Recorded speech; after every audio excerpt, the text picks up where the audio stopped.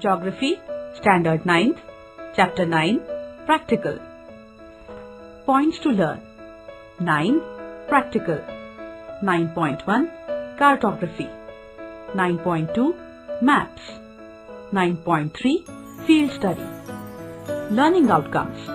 After learning this chapter, you can get the following information. What is cartography? Nature and scope of cartography. Understanding the following skills. Map reading. Elements of map. Prepare isoplat maps. Collect information by using skill comprehension and make presentation.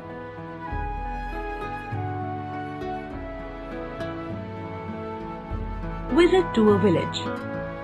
Students may go to visit a village and they can study its population, occupation, transportation, etc. by asking questions to the people of that village. An example of a model questionnaire is given below. How many members are there in your family? What is the name of the head of your family? How many family members are literate? How much land your family has under agriculture? What crops do you grow in Kharif? What crops do you grow in Rabi? What type of irrigation is used for agriculture? What type of fertilizers are used for agriculture?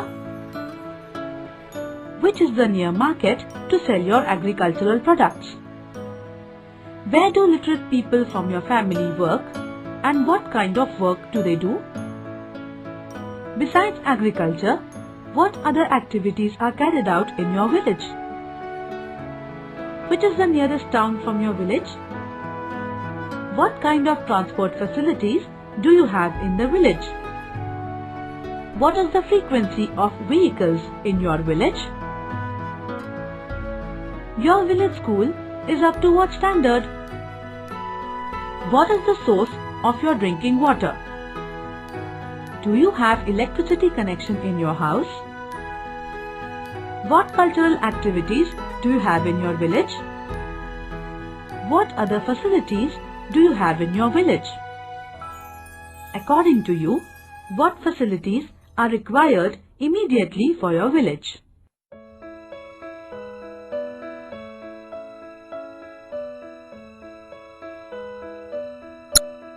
(9.1) Cartography.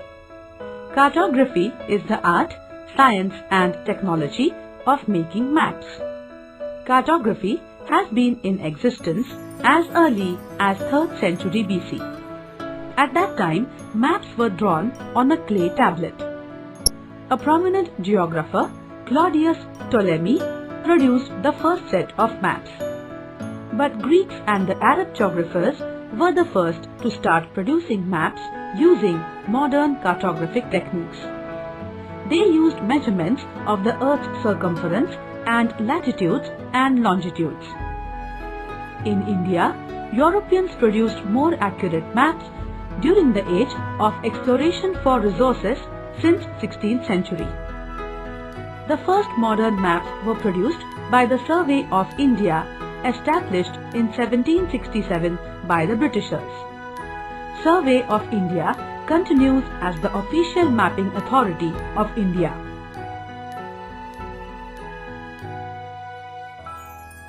(9.2) Maps.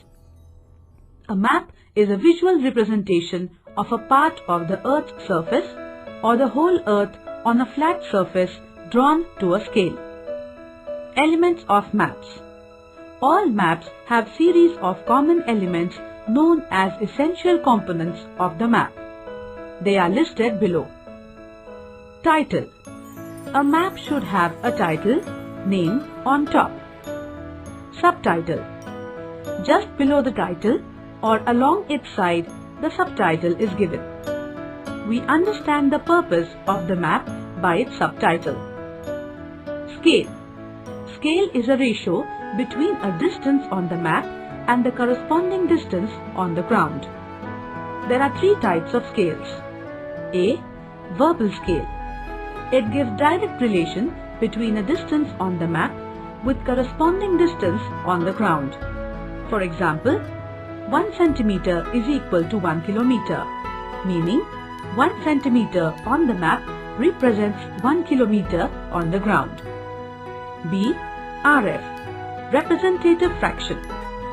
It is a fraction or ratio where one unit of any measurement on the map represents corresponding distance with the same unit of measurement on the ground.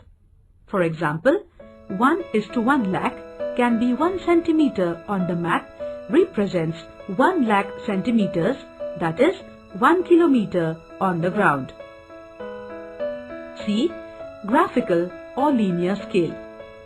This scale is drawn on a map represented by a line or in the form of a bar that is divided at specific intervals. Each division represents a specific distance on the ground. Map reading. A map has a lot of information loaded in it. We have to read this information carefully. First of all, we should study the map as a whole and its elements. Then, we must find out the theme of the map. That is, what patterns are found in a particular region.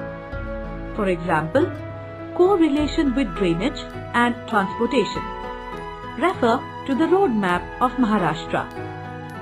These patterns can be interpreted. Lot of suggestions and solutions can be processed while interpreting the map. Direction. On the other hand, on the right hand corner of a map, the north direction is indicated with the help of an arrow which helps to locate other directions. Projection. Our Earth is spherical in shape. Hence, it is not possible to represent this three-dimensional shape on two-dimensional maps without some distortion. Therefore, this transformation introduces some changes in directions, distance, area and shapes from the way they appear on a spherical shaped Earth. For that, a grid of latitudes and longitudes is geometrically drawn as a base on which land features are transformed. Different types of projections can be constructed according to the requirements of a map and area. Projection is a network of graticule or grid of parallels of latitude and meridians of longitudes transformed from the spherical surface to a flat surface. Conventional signs and symbols. A map has a lot of information represented by signs and symbols. Mostly, they are very informative to the object they represent, like temple, mosque or church. Sometimes abbreviations are used. Colored signs and symbols add to a lot of information. These signs and symbols are not drawn to scale. Index. An index at the bottom of a map can be referred for conventional signs and symbols. Methods of drawing an isopleth map. Drawing of isopleths joining the places of same value may be called as interpolation. To draw an isopleth map, we need a base map with point locations of different places. According to the data at these point locations whose value members are interpolated, these points of whole values are then joined by smooth curves with the intervening places shaded as per the value. This is called an isopleth map. Refer to figure 9.1 and 9.2 where temperature values are interpolated. Maps can be classified as follows: on the basis of scale and on the basis of purpose. On the basis of scale. According to scale, maps can be classified as large-scale maps and small-scale maps. Large-scale maps. When small areas drawn at a relatively large scale, it is known as a large-scale map. These maps are very informative and have precise surveys. They are further divided into two. A. Cadastral maps. These are village maps prepared by the government agencies. They are very useful for keeping records of land properties with accurate boundaries. These maps can be drawn at 1:4000 or 1:2000 scales. Cadastral maps are necessary for town or village planning. Topographical maps. These are fairly large-scale maps. They are prepared at national levels. The country is divided into grids. Each grid has a number and it is further divided. This way, series of maps connecting each other are prepared. They carry all the information possible without overcrowding a map. Physical as well as very cultural features are shown with different colors, signs and symbols. These maps are also very useful for military purpose. They are drawn to 1:250,000 or 1:50,000 or 1:25,000 scales. Small scale maps. These are the maps that cover up large areas. They are divided as wall map. Generally, they are used for educational purposes or for display. Atlas maps. These are very small scale maps, but they are very useful to show locations, relief or overall general information of a country or a region. Use of maps. Maps are very informative if read correctly. They provide general information of an area. Government departments use maps for planning new projects. For education institutes, maps are an important teaching aid. Tourists use maps very carefully to plan their tours. Meteorological departments can forecast weather conditions by reading weather maps. Thematic maps are used by individuals according to their requirements like agriculture or forest maps. Topographical maps are very useful for defense personnel. Maps provide fairly accurate administrative boundaries.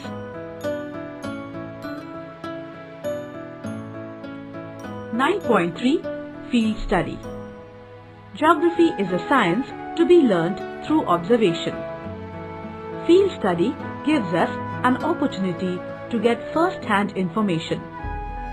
Information about physical or economic aspects of our surrounding should be recorded. Field visits also help us in understanding man-environment relationship. That is why such visits are very useful for the students. Before we go for any field study, we have to plan it in the classroom. The location of the field visit also has to be decided. For example, river, dam, factory, a settlement, etc. Depending on the place where we are going, we have to make preparations accordingly.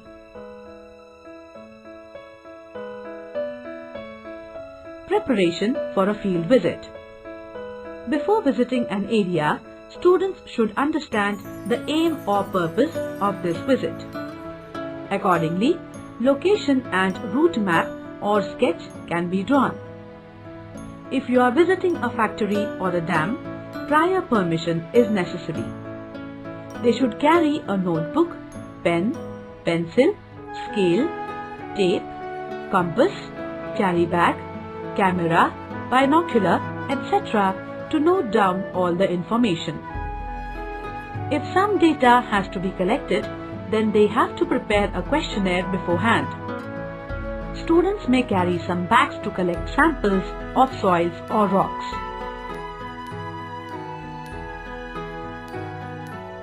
Selection of field. Different locations can be selected for field visits depending upon the place where we live. For example, a river bank, canal or a dam is ideal if we want to understand physical features. It should be a nearby forest for city students. A village or a factory can also be good places. These places should be easily accessible so that the students can reach there easily.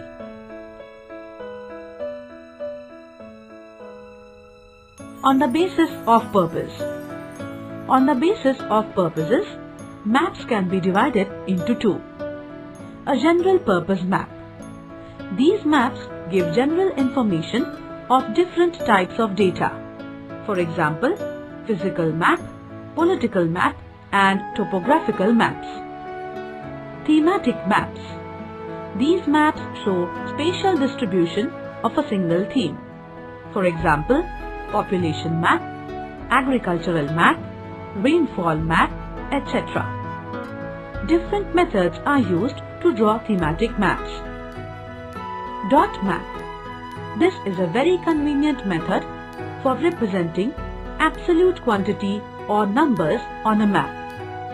Each dot represents a certain number of objects or given data, and according to the data, a number of dots are plotted on an administrative map. These maps are used to show concentration of objects. For example, population map. Choropleth map. When quantitative information is represented by color tints or specific shading in an administrative map, it is called a choropleth map. In this map, values are graded and each grade is given a different shade or a color tint. Accordingly, an administrative map is shaded according to its grade. Isopleth map. These are imaginary lines joining places having the same value. Generally, this method is used for natural or physical phenomenon like temperature, rainfall, etc. Isotherms, equal temperature. Isobars, equal pressure. Isoheights, equal rainfall. Contours, equal elevation above mean sea level. Contours. These are imaginary lines joining all the places of same height above sea level. These lines are drawn at equal vertical intervals. If these contour lines are spaced close to each other, they represent a steep slope, whereas widely spaced contour lines indicate gentle slope. Value of the contours is given along the lines. Importance of field study. Students learn the relationships between physical and cultural factors and how man adapts himself accordingly. They also learn to compare the areas and their activities. They develop the skill of observation and reasoning. They get an opportunity to interact with people. Students develop the feeling of belonging to these regions. Report writing. The report should include whatever information they have collected along with their observations. While writing a report, students should draw sketches, maps, drawings, paste photographs and represent statistical data with graphs if possible. While writing a report, students should follow a certain pattern as given below. 1. Introduction. Name of the place visited should be given. Its location can be marked on a map. The distance from the school to the place can be calculated. How they have travelled and what they have observed on the route can be noted down. 2. Location. Students should try to find out the relative location of the field. They should mention if it is located on a hill or a plateau. If it is a village, its administrative location can be mentioned. 3. Physiographic features. Physiographic features like relief, plain, plateau, hill, etc. can be observed. Water features like rivers, canals, wells or lakes can be noted down. Students should try to find out the type of soil of the area they are visiting. 4. Climate. Climate data like temperature, rainfall, etc. can be collected from administrative office, or a rough idea from the people of that area can be obtained. This way, they can give a rough idea of the climate of that place. 5. Land use. Students should find out the land use pattern. They have to check how much area is under agriculture, forests or mining, etc. 6. Population.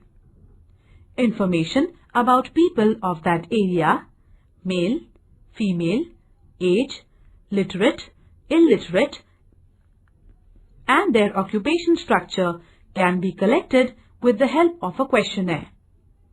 They can find out the standard of living by observing the amenities in that area. While making a report about the population, some charts or graphs can be prepared. 7. Conclusion.